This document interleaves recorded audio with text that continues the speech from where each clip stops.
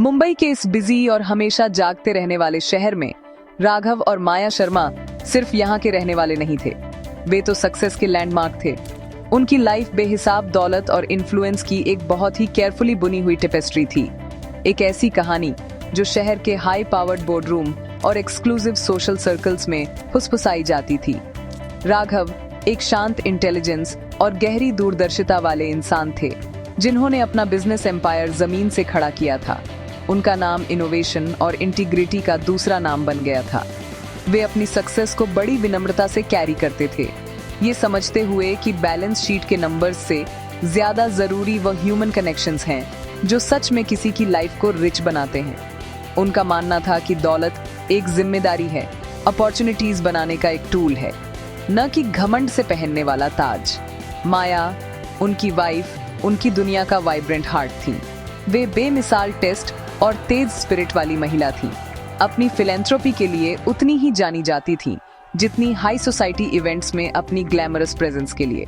वे अपनी luxury life को बड़े ग्रेस से जीती थीं, लेकिन उनकी पॉलिश्ड बाहरी दिखावट के पीछे जस्टिस की एक स्ट्रॉन्ग फीलिंग और डिसरेस्पेक्ट के लिए बहुत कम टॉलरेंस थी। माया के लिए दौलत सिर्फ महंगी चीजें खरीदने के बारे में नहीं थी, ये दुनिया से डिसेंसी और रेस्पेक्ट का एक खास स्टैंडर्ड कमांड करने के बारे में थी। वे और राघव एक परफेक्ट बैलेंस थे। उनकी शांत पेशेंस माया के जोशीले पैशन को कॉम्प्लीमेंट करती थी। उनके शेयर्ड वैल्यूज उनकी पावरफुल पार्टनरशिप की नींव थे। अपनी मुंबई की लाइफ की लगातार भागदौड़ से थककर उन्होंने एक बहुत जरूरी ब्रेक लेने का फैसला किया। उन्होंने गोवा के एक सी क्लूडेड अल्ट्रा लग्जरी बीच रिजॉर्ट में वेकेशन प्लान किया, एक ऐसी जगह जो अपनी साफ सुथरी रेत और वर्ल्ड क्लास सर्विस के लिए फेमस थी। ये एक सैंक्चुअरी होने वाली थी, दुनिया का एक शांत कोना जहां वे अपनी कॉर्पोरेट आइडेंटिटीज को छोड़कर बस खुद बन सकें। वे समुद्र की हल्की हवा, सूरज की गर्मी और साथ में टाइम बिताने की सिंपल खुशी का इंतजार कर रहे थे, अपनी $1 बिलियन एंटरप्राइज की डिमांड्स और फोनों की लगातार बजती घंटी से दूर। बुकिंग महीनों पहले ही हो गई थी, जिसने उन्हें अरेबियन सी के अनइंटरप्टेड व्यू के साथ सबसे अच्छी स्वीट देने का वादा किया था। गोवा तक का उनका सफर सिल्क जितना स्मूथ था। एक कंफर्टेबल फ्लाइट के बाद एक ड्राइवर वाली कार थी जो घुमावदार कोस्टल रोड्स पर चल रही थी। जैसे ही वे रिजॉर्ट के बड़े गेट्स के पास पहुंचे, एक शांति की भावना ने उन्हें घेर लिया। वे गर्मजोशी से स्वागत, ठंडे ड्रिंक और एक परफेक्ट हॉलिडे की शुरुआत का इंतजार कर रहे थे। उन्हें अंदाजा भी नहीं था कि उनकी ध्यान से प्लान की गई एस्केप एक बहुत ही ह्यूमन, बहुत ही अनएक्सपेक्टेड रोड ब्लॉक से टकराने वाली थी। एक सिंपल क्लैरिकल एरर उनके पेशेंस को टेस्ट करने, उनके पर्सपेक्टिव्स को चैलेंज करने और आखिर में सच में अमीर होने का मतलब क्या है, इसे रीडिफाइन करने का इंतजार कर रही थी। रिजॉर्ट की शानदार मार्बल फ्लोर वाली लॉबी में पहुंचते ही राघव और माया थकी हुई स्माइल के साथ फ्रंट डेस्क पर गए। हवा में चमेली की खुशबू और पास में लहरों के टकराने की हल्की आवाज थी। हालांकि उनकी सुखद उम्मीदें जल्दी ही खट्टी हो गईं। मैनेजर मिस्टर चौहान नाम के एक आदमी ने उनका स्वागत मुस्कुराकर नहीं बल्कि बोरिंग उदासीनता से किया। उसने तेजी से अपना कंप्यूटर चेक किया, उसकी उंगलियां कीबोर्ड पर बेसब्री से थपथपा रही थीं। एक पल बाद उसने ऊपर देखा, उसका एक्सप्रेशन सख्त हो गया। मुझे माफ करना, उसने कहा। उसका लहजा तेज और बिना किसी माफी के था। लेकिन शर्मा के नाम से हमारे पास कोई बुकिंग नहीं है, हम पूरी तरह से सोल्ड आउट हैं। माया की स्माइल गायब हो गई। ये नामुमकिन है, उसने कहा। उसकी आवाज मजबूत लेकिन कंट्रोल्ड थी। हमने 3 महीने पहले प्रेसिडेंशियल स्वीट बुक किया था, कृपया फिर से चेक करें। मिस्टर चौहान ने डिसमिसिव सांस ली। उसने मुश्किल से ही अपनी स्क्रीन पर फिर से देखा। मैम, मैंने चेक कर लिया है, कोई बुकिंग नहीं है। शायद आपको रिजॉर्ट के बारे में गलतफहमी है। उसका घमंडी लहजा सूखी घास में आग लगाने जैसा था। उसने उनके सिंपल ट्रैवल अटायर, सफर के लिए चुने गए आरामदायक लिनेन, दिखावे के लिए नहीं, देखे और झटपट फैसला कर लिया। उसकी आंखों में वे ऐसे लोग नहीं लगते थे जो एक स्टैंडर्ड रूम भी अफोर्ड कर सकें, प्रेसिडेंशियल स्वीट की तो बात ही क्या। राघव, हमेशा तर्क की आवाज, शांति से आगे बढ़ा। सर, शायद कोई गलतफहमी हो गई है, क्या आप रिकॉर्ड्स को फिर से चेक कर सकते हैं, शायद मेरी कंपनी के नाम से। उसने सुझाव दिया, अपनी शांति बनाए रखी। लेकिन मिस्टर चौहान को मदद करने में कोई इंटरेस्ट नहीं था। उसने पहले ही उन्हें जज कर लिया था और उन्हें नाकाबिल पाया था। सुनिए, उसने कहा, उसकी आवाज चिढ़ के साथ तेज हो रही थी। मेरे पास और ज्यादा जरूरी गेस्ट्स हैं जिन्हें अटेंड करना है। आपके लिए यहाँ कोई जगह नहीं है। मैं सुझाव देता हूँ कि आप कहीं और रहने की जगह ढूंढ लें। बेइज्जती हवा में लटकी हुई थी, तेज और चुभने वाली। उसने उन्हें पोटेंशियल गेस्ट्स की तरह नहीं, बल्कि परेशान करने वालों की तरह ट्रीट किया जिन्हें दूर भगाया जाना था। अपमान साफ महसूस हो रहा था। लॉबी के दूसरे गेस्ट्स घूरने लगे। उनकी फुसफुसाहट से माया का गुस्सा बरक रहा था। ऐसी बेइज्जती से बात करना, इतनी सतही तौर पर जज किया जाना, ये एक ऐसा अनुभव था जो उसने सालों से नहीं किया था। उसकी मुट्ठियां उसके साइड में कस गईं।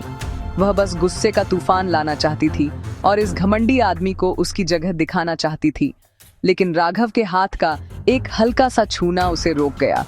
उसने उसे एक ऐसी नजर दी जिसका मतलब था, अभी नहीं, ऐसे नहीं। भारी मन और गहरी बेइज्जती के साथ वे मुड़े और लॉबी से बाहर चले गए। मैनेजर की घमंडी नजर उनके पीछे दरवाजे तक जा रही थी। अगली सुबह रिजॉर्ट का मालिक मिस्टर परेरा दिन के वीआईपी अराइवल्स और फाइनेंशियल रिपोर्ट्स का अपना रूटीन रिव्यू कर रहे थे।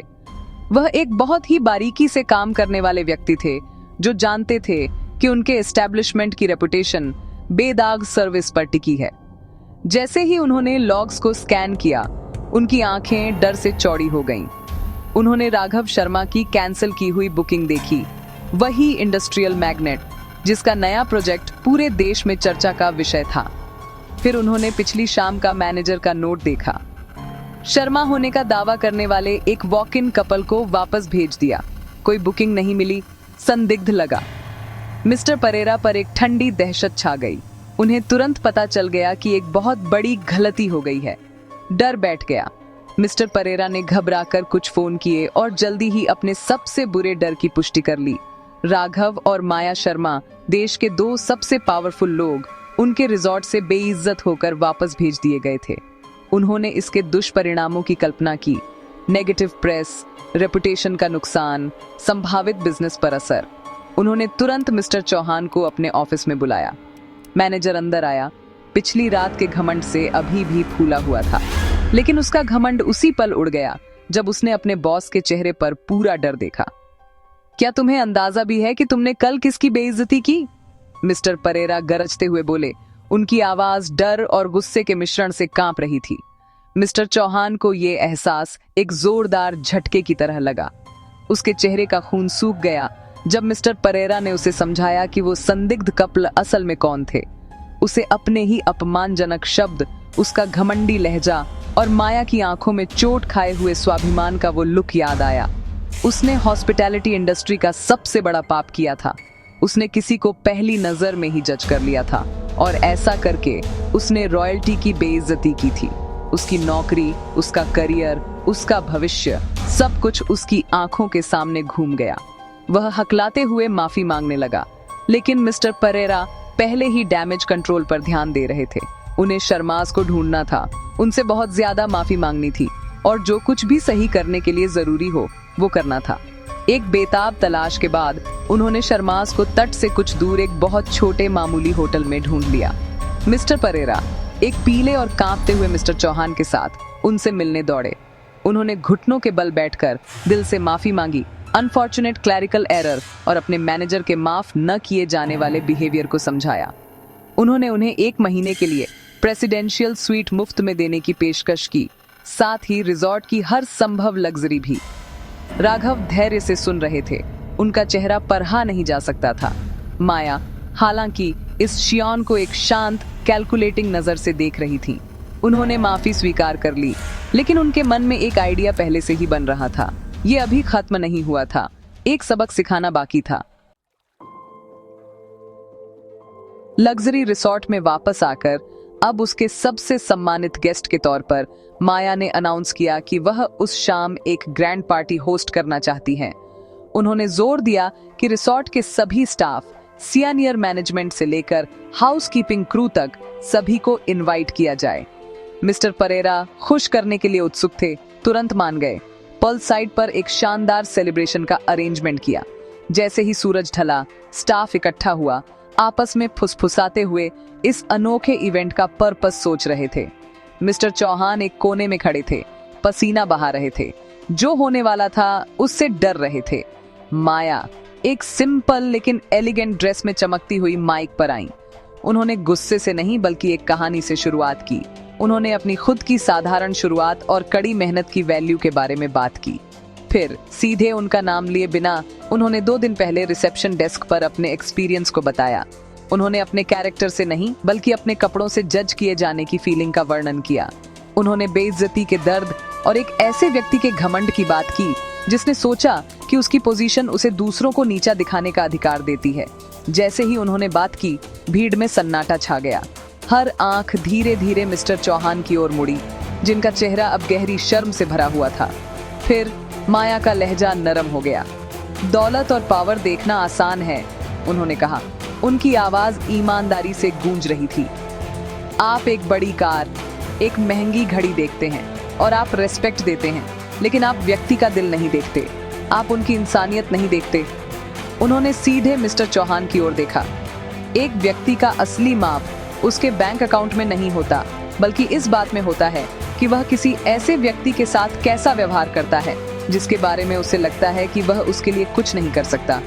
अमीर बनना आसान है, इंसान बनना कहीं ज्यादा मुश्किल है और कहीं ज्यादा कीमती। उनके शब्द निंदा नहीं थे, बल्कि एक शिक्षा थे। वह सिर्फ एक गलती को उजागर नहीं कर रही थी, वह डिग्निटी के बारे में एक गहरा सबक सिखा रही थी। आखिर में राघव और माया ने मैनेजर को नौकरी से निकालने के लिए नहीं कहा। इसके बजाय उन्होंने उसे खुद को सुधारने का मौका दिया। राघव ने उससे अकेले में बात की, अपनी खुद की फिलॉसफी शेयर की कि गलतियां ग्रोथ के अवसर होती हैं। उनका मानना था कि सच्ची पावर किसी को सजा देने में नहीं है, बल्कि उन्हें सीखने और बेहतर बनने की ग्रेस देने में है। मिस्टर चौहान विनम्र और आभारी होकर उन दोनों से ईमानदारी से माफी मांगी। ये घटना रिसोर्ट में एक लेजेंडरी कहानी बन गई, एक लगातार याद दिलाती कि सच्चा रिस्पेक्ट स्टेटस से नहीं बल्कि दयालुता और ईमानदारी से कमाया जाता है। पैसा आपको महल खरीद सकता है, लेकिन केवल इंसानियत उसे घर बना सकती है।